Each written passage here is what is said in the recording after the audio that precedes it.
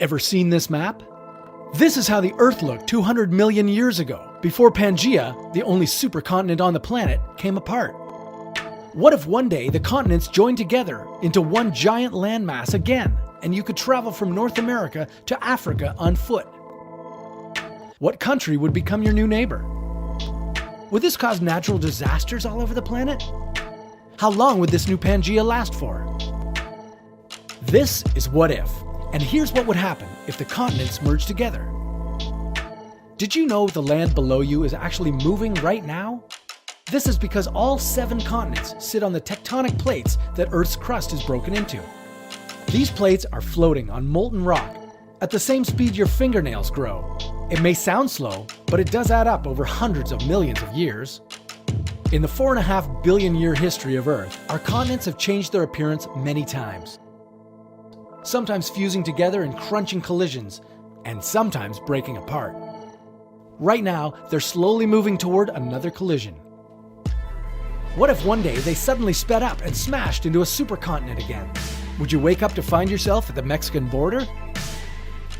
The world would look very different from what you're used to.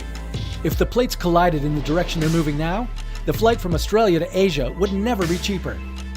Since Australia would collide with Japan, Korea, and China, the 2 continents would no longer be separated by the Atlantic Ocean. And if you're really into walking, you'd also be able to travel from sunny Australia to the world's coldest continent, Antarctica, on foot. North America would bump into Western Africa. Citizens of New York might wake up to find Namibian lions roaming through Central Park. The northern part of Africa would crash into Europe. This would create a new Himalayan-scale mountain range on the border of the tectonic plates. Think camels would enjoy a chilly day on a snow hill? Some of these changes may sound fun, but there would be some really bad news too. The eastern side of the Americas, along with Western Europe and Africa, would turn into an earthquake danger zone.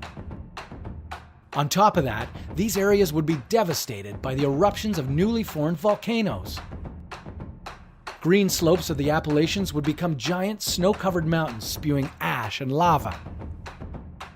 This new Pangea would be mostly arid and hot, as rain clouds would lose most of their moisture before getting too far inland. The supercontinent would be centered at the equator. Wildlife would become less diverse, as not all species can bear hot temperatures. But just like the most recent continental mashup, this reunion wouldn't last forever. Well, not longer than 50 million years. Volcanic eruptions would be spewing out large amounts of lava and gas. Add devastating earthquakes to the equation, and you'd see these dangerous regions start to pull themselves apart. Stirred by hot currents below, the supercontinent would eventually break apart into smaller continents going their separate ways. If bordering Australia looks like a cool thing to you, bad luck, you won't see this happening anytime soon. But you can always imagine how the world would look if the giant continental pieces of the puzzle came together. Give the planet 300 million years and there'll be another supercontinent. Geologists already gave it a name, Pangea Ultima. What would you name it?